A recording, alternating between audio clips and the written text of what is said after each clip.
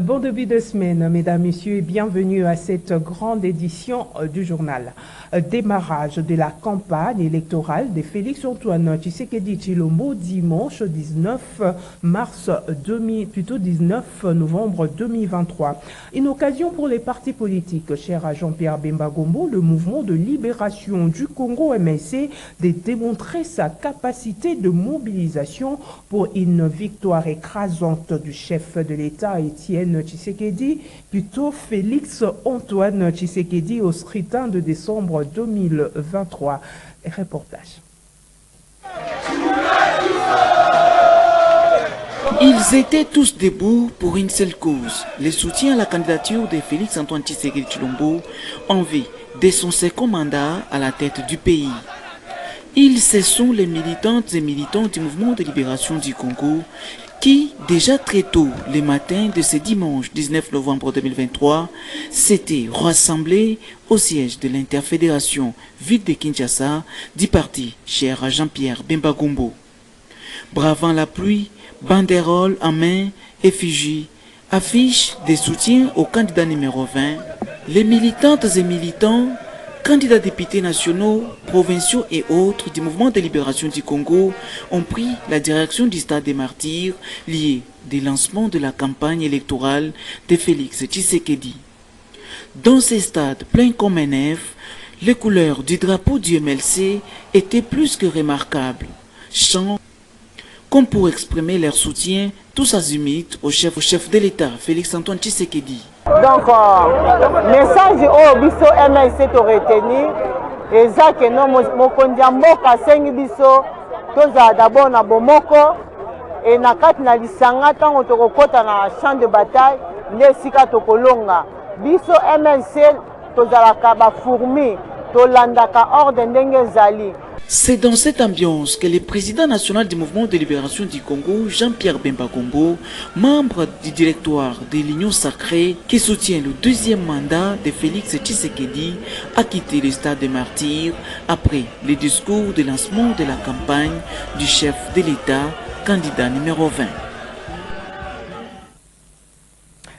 Présent lors de ces lancements de la campagne du chef de l'État, Félix-Antoine Tshisekedi Tshilombo, au stade de Martyrs, Étienne Lufonka Kidjana, cadre de l'IDPS Kibassa, s'est exprimé au micro de Jean-Claude Mwamba.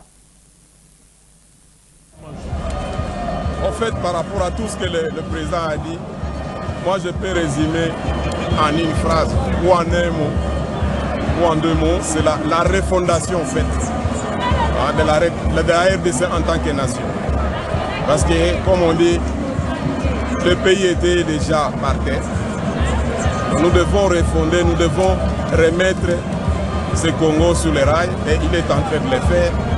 Comme il a dit, en train de renaître ou de ressusciter encore la fierté des Congolais en tant que peuple et en tant que nation. C'est ce que j'ai toujours sensibilisé auprès de tous ceux qui me connaissent, tous ceux qui me font confiance, parce que nous devons aider le président à continuer et à parachever l'œuvre qu'il a commencé. Moi, je l'ai toujours considéré comme le premier sportif congolais, parce qu'il est en train d'investir dans la jeunesse, à travers toutes ces infrastructures qu'il est en train de mettre à la disposition des jeunes. Et comme vous le savez, la population congolaise elle est jeune et il faut commencer déjà à l'instruire, à l'éduquer. Il n'y a pas que les écoles en fait. Aujourd'hui, le football, par exemple, est devenu comme un métier en fait. Vous trouverez en Europe, il y a des écoles de foot. C'est pour vous dire que les jeunes peuvent être orientés dans les sports selon les talents que Dieu a mis à leur disposition. Et ça sera encore de la fierté pour la RDC. Et pour nous, lorsque le drapeau de la RDC flotte au niveau des différentes compétitions, c'est une fierté. Aujourd'hui, même au niveau de la boxe, au niveau du football, je crois que nous avons un exemple, le match de la fois passée. On a gagné, nous sommes rentrés joyeux parce que nous étions déjà habitués à faire des calculs. Aujourd'hui, nous sommes qualifiés à la CAN et nous sommes en train de rêver au moins d'une qualification à la Coupe du Monde. Tout ça, c'est grâce à la vision qu'incarne en fait le président Fathi. Et nous ne pouvons que tout Congolais ne peut que l'encourager et surtout l'appuyer dans ce sens-là. Et moi, en tant que sportif, je ne peux que l'encourager dans ce sens-là parce que c'est tout ce que nous faisons chaque jour. Tous les ressortissants de Tchangou ne peuvent que la... Le communicateur Anissé Yomboro Nyama a organisé ce lundi 20 novembre 2023 une conférence de presse au cours de laquelle il a énuméré les 20 raisons majeures pour lesquelles il soutient la candidature du chef de l'État Félix Antoine Tshisekedi pour un deuxième mandat. Gisèle Etoko. Félix Antoine Tshisekedi Tshilombo, le candidat le plus sérieux, le plus honnête, le plus franc, le plus proche, le plus bienséant et donc le meilleur de tous les candidats présents de la République. C'est en ces termes que le communicateur de la patrie, Anissé Yomboro Nyama, a justifié à travers cette conférence de presse le choix qu'il porte au candidat numéro 20 de la course à la présidentielle.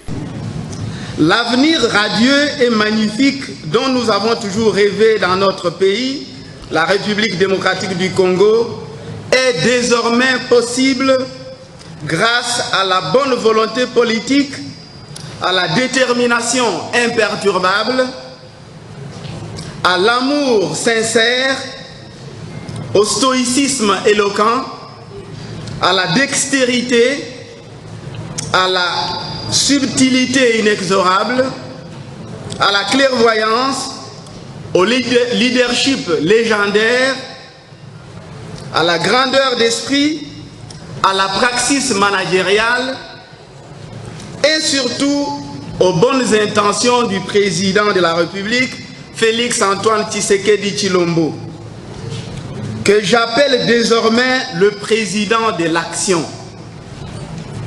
Voilà pourquoi j'invite avec humilité toutes les Congolaises et tous les Congolais détenteurs des cartes d'électeurs à voter massivement et surtout avec amour le numéro 20. Anissé Yomboro Nyama a énuméré les 20 raisons majeures pour lesquelles il appelle à voter le numéro 20. Le président Félix Antoine Tshisekedi Tshilombo a réussi à rendre l'économie congolaise florissante et résiliente malgré les chocs exogènes et endogènes. L'amélioration de l'image des marques de la République démocratique du Congo sur le plan international. Le fait pour le président de la République d'avoir sérieusement investi dans la sécurité de notre pays. Le président de la République a rendu possible la gratuité de l'enseignement et tout dernièrement la gratuité de la maternité dont nul ne pouvait rêver la faisabilité il y a quelques années. La détermination sans répit du président de la République a boosté le secteur agricole. Son ambition salvatrice de mettre en branle les projets structurels, une façon de placer la République démocratique du Congo en phase avec les ODD. Il s'agit là des objectifs de développement durable afin de cristalliser la vision baptisée « Le peuple d'abord ». Le président de la République, Félix Antoine Tshisekedi Tshilombo, a rendu notre justice distributive, car cette justice tend à devenir équitable, équilibrée et surtout impartiale. Notre justice est bel et bien sur une bonne trajectoire et elle va inéluctablement ancrer l'état des droits. C'est l'importance qu'il a accordée et veut accorder avec succès au secteur de la santé. Sa détermination à jouer un rôle clé dans la transition énergétique, sachant que la République démocratique du Congo est un pays solution en cette matière.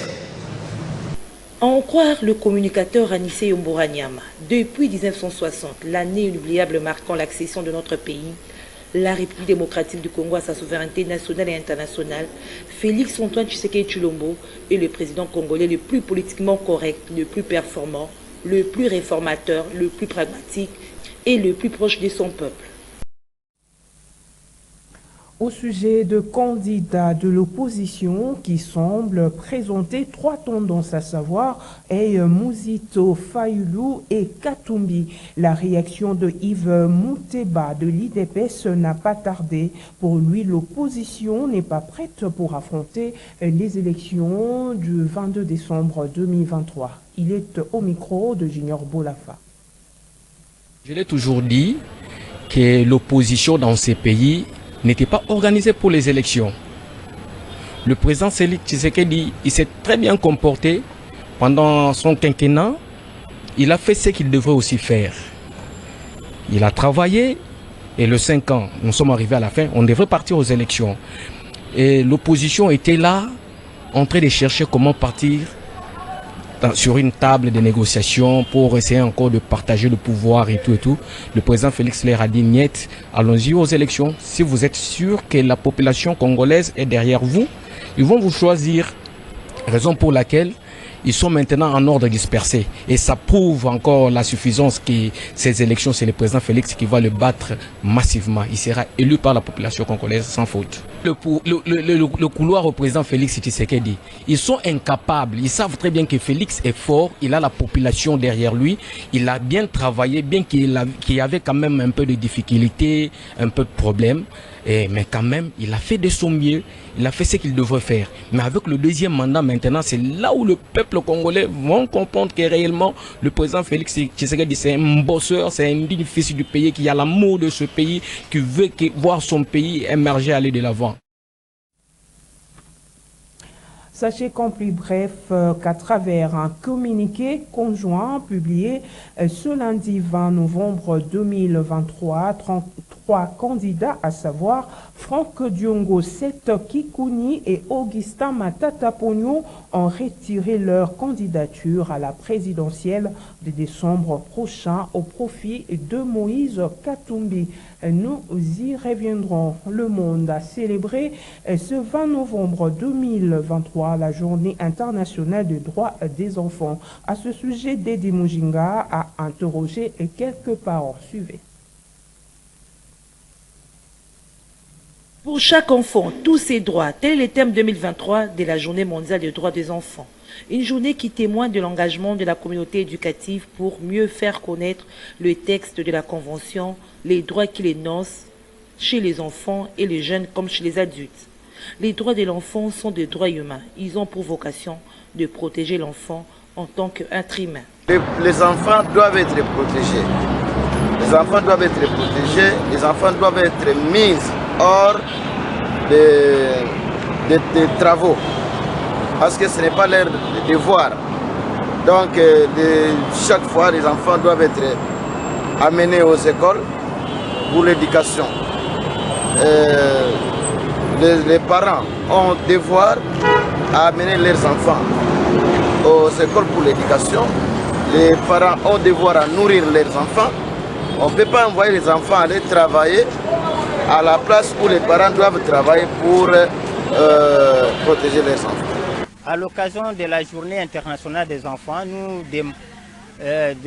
droit de l'enfant, nous demandons aux parents de s'occuper à l'éducation des enfants parce que les enfants présentent l'avenir de notre pays.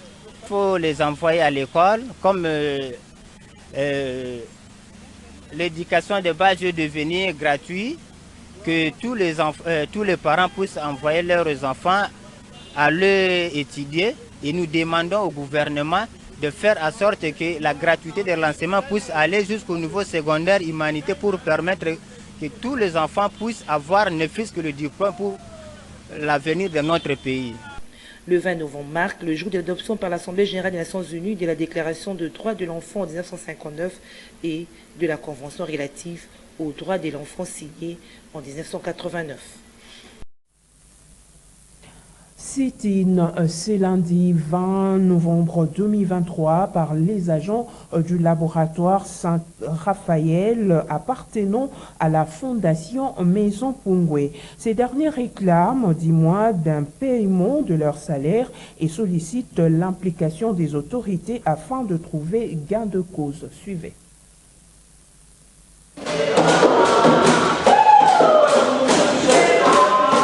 C'est pour réclamer leurs arriérés des salaires de plus de 10 mois que les agents du laboratoire Saint-Raphaël, appartenant à la Fondation Maison Pungwe, ont manifesté leur ras-le-bol devant les bâtiments abritant ce laboratoire.